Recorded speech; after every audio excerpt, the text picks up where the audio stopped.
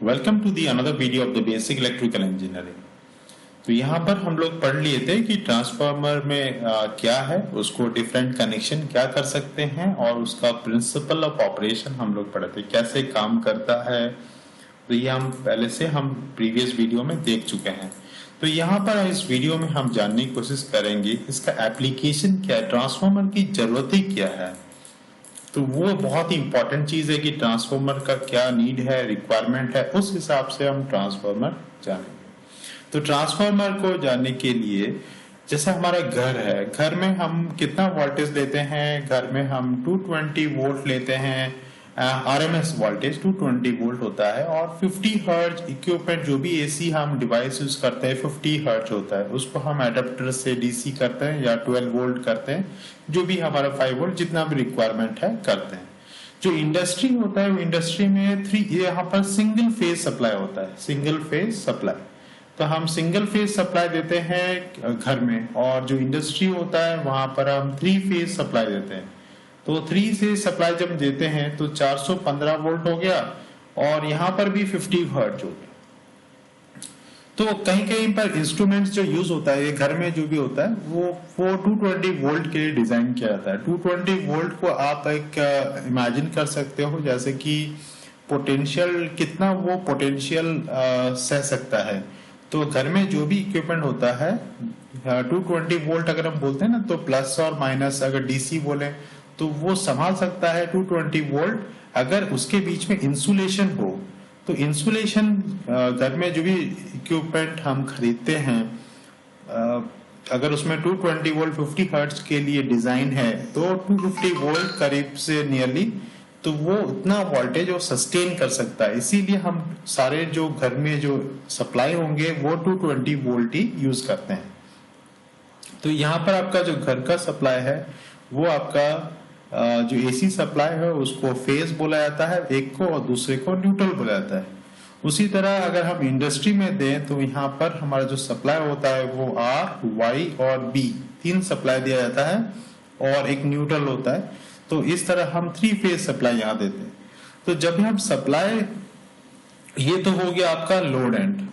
जब आप सप्लाई करते हो जहां पर अल्टरनेटर होता है, जो जनरेटिंग स्टेशन होता है, वहां पर हमेशा 3 फेज सप्लाई किया जाता है। तो 3 फेज सप्लाई को हम देते हैं, वहां पर जो वोल्टेज होता है वो 415 वोल्ट से सप्लाई नहीं किया जाता, वो 11,000 वोल्ट या फिर हम उसको 11 स्मॉल के कैपिटल वी 11 केवी से के रेट में 11 केवी वोल्टेज में हम सप्लाई करते हैं। और ये जो सप्लाई हुआ वो भी 3 फेज सप्लाई है। तो यहाँ पर R, Y, B 3 phase with neutral supply किया जाता है। अभी 11 केवी करने से फायदा ये है कि ज्यादा, जैसे समुद्र में, नदी में बहुत ज्यादा डेप्थ है, पानी है, एंड उसको हम अगर अपने छत के ऊपर, इतना बड़ा पानी तो तालाब नहीं बना सकते ना नहाने के लिए, हमें छत पे छोटा सा टैंकी चाहिए।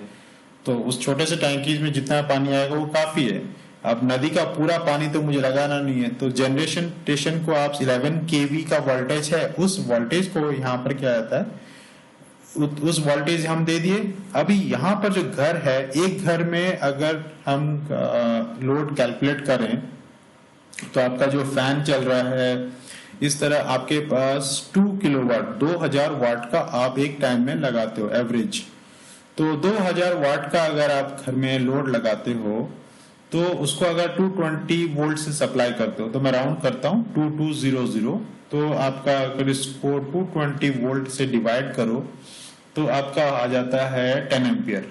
तो आप अगर एक टाइम में लोड लगाते हो 2200 वाट का, तो आप 10 एम्पियर ड्रॉ कर रहे हो। तो ये आप एक घर में 10 एम्पियर। तो अगर यहाँ पर 100 हाउस हैं, 100 हाउसेस घर हैं, तो यहाँ पर आपका टोटल 100 into 10 1000 एम्पियर फ्लो करेगा। अगर एक वायर में 1000 एम्पियर फ्लो किया तो यहाँ पर इंडिविजुअली घर में, एक घर में 10 एम्पियर और दूसरे घर में ऐसे ऐसे करते करते चारों तरफ जितने भी घर हैं वहां पर सब 10 10 10 10 लेटर से सब लोग 2200 वाट यूज कर रहे हैं। तो पूरा यहाँ से जो करंट आ रहा है वो 1000 एम्पियर फ्लो कर रहा है। तो जो वायर में जो लॉसेस होता है उसको हम बोलते हैं I² R लॉस। अब resistance of the wire is let us से वेरी लो, तो आई स्क्वायर फिर भी 1000 स्क्वायर होने से रेजिस्टेंस जितना भी कम हो तो ये बहुत ज्यादा लॉस हो जाएगा। अगर मेरा जो वायर है ट्रांसमिशन लाइन है, जब मैं कुछ जनरेट करता हूँ, सपोज तालचेर में एनटीपीसी या इनाल्को में जनरेट कर रहा हूँ और उसको मैं ट्रांसमिट कर रहा हूँ दूर जगह में, कटक में ट्रांसमिट कर रहा हूँ, तो 150 किलोमीटर भुवनेश्वर के लिए भेज रहा हूँ, तो 150 किलोमीटर ट्रांसमिट हो रहा है, तो 150 मीटर जो कंडक्टर है, तो वहां इस कंडक्टर में कम करंट अगर जाए तो लॉस आई स्क्वायर आर होगा, तो ये जो लॉस होगा वो कम हो जाएगा। तो इसको हम कैसे रिलेशन करेंगे, यहाँ पर 1000 एम्पियर हमको चाहिए लोड में, तो 1000 एम्पियर और वोल्टेज कितना चाहिए, वोल्टेज चाहिए आपको 220 वोल्ट, तो आप इसको मल्टीप्लाई कर दो तो क्या मिलेगा आपको पावर, तो पावर मिल गया किसमें 220 इंटू 1000, इतना ही पावर मैं यहां कैसे दूंगा, यहां पर मेरा वोल्टेज कितना है 11000, करंट कितना होगा, तो ये जो पावर यहां पर है और यहां जो पावर है वो दोनों समान होना चाहिए, ये दोनों समान होगा कैसे, इस समान होना चाहिए क्योंकि पावर अगर कहीं पर लॉस नहीं हुआ, बीच में कहीं रास्ते में लॉस नहीं हुआ, कहीं थेफ्ट नहीं हुआ, तो जितना इनपुट में पावर है उतना ही चाहिए ना, तो हम input power 11000 into I is equal to output में चाहिए था 220 इंटू 1000, तो यहां से हम करंट निकाल सकते हैं, तो करंट यहां से कितना होगा 220 बाय 11 दैट इज 20 एम्पियर, तो यहां पर कितना करंट दिखाएगा सिर्फ 20 एम्पियर, यहां पर 1000 एम्पियर लेने से यहां पर सिर्फ दिखाया 20 एम्पियर। तो इस तरह अगर मैं इस और भी कम चाहता हूं तो मैं क्या करूंगा 11 केवी के जगह इसको क्या करूंगा 20 एम्पियर अभी इस रास्ते से होके फ्लो करके जाएगा, ठीक है, तो 20 एम्पियर से होके जाएगा, तो हम क्या करेंगे यहाँ पर ट्रांसफार्मर लगाएंगे, कैसे ये पॉसिबल है अगर हम ट्रांसफार्मर लगाते हैं तो हम अभी देखते हैं कि यहाँ पर 20 एम्पियर पॉसिबल है अगर मैं यहाँ ट्रांसफार्मर लगाऊं जो कि प्राइमरी में 11 केवी हो और ये हम उसको बढ़ा के भेजेंगे 220 केवी, मतलब 11 केवी में होगा तो हमारा करंट कितना हो जाएगा चाहिए 20 एम्पियर्स, तो अगर मैं इसको और भी बढ़ा दूंगा कितना टाइम्स बढ़ गया, तो हम यहाँ पर रिलेशन लिख सकते हैं 11 into 20 is equal to 220 into the current, तो इसको हम ऐसे 222, so this is nearly 1 ampere, so current is nearly 1 ampere, तो यहाँ पर जो करंट होगा वो 1 एम्पियर रिफ्लेक्ट करेगा, और इससे हम पूरा लॉन्ग डिस्टेंस ट्रांसमिशन लाइन से लेकर ट्रांसफार्मर 2 में डाल दिए, और यहाँ पर सपोज आप 150 किलोमीटर या फिर आप देख लो 400 किलोमीटर तक आप ट्रांसमिशन लाइन में फ्लो किया, कितना सिर्फ 1 एम्पियर फ्लो कर रहा है, पर यहाँ का जो वोल्टेज है वो कितना है 220 केवी का। फिर यहाँ से क्या हुआ, हम घर में चाहिए तो हम यहाँ पर स्टेप डाउन करेंगे 220 केवी से, हमको एक साथ 415 तो नहीं हो सकता, 220 केवी से हम 11 केवी में कर सकते हैं या फिर 33 केवी में कर सकते हैं, और 33 केवी से हम फिर 11 केवी से हम कन्वर्ट कर सकते हैं 415 वोल्ट्स, वो 3 फेज में होगा, उसको हम सिंगल फेज ले लेंगे, या फिर यहाँ पर हम 220 केवी से 33 केवी की और यहाँ पर 33 केवी से हम 415 वोल्ट्स कर दिए और इसको हम इंडस्ट्री में दे दिए। कुछ इंडस्ट्री को 11 केवी चाहिए तो वहां पर 11 केवी लिए और फिर उसको हम इंडस्ट्री में दे दिए। तो इस तरह हम जो ट्रांसमिशन लाइन से जो करंट जा रहा है उस करंट को कम से कम रखने की कोशिश करते हैं। एक दूसरी बात, जो यहाँ पर जो करंट वायर में फ्लो कर रहा है और यहाँ जो फ्लो किया, इनके बीच में आइसोलेशन हो गया। दूसरा, यहाँ पर जो जितने भी घर हैं, तो एक पहला वाला घर और दूसरे वाले जो घर हैं वो सब यहाँ पर कनेक्टेड हैं सेकेंडरी में, और ये प्राइमरी से आइसोलेटेड है, इन दोनों के बीच में कोई टच नहीं है। तो यहाँ पर जो भी हम ये पोटेंशियल डिफरेंस बैलेंस रखते हैं तो ये सब पॉसिबल होता है ट्रांसफार्मर से। ये हमारा नीड है, that is why the transformer is very requirement of transformer is very important. Another point is that transformer में हम जो लिखते हैं तो उसका रेटिंग क्या होता है? A transformer rating is given in terms of KVA, small k VA, kilo volt ampere. हम लोग यहाँ पर कैलकुलेट किए जैसे 220 केवी और 1 एम्पियर।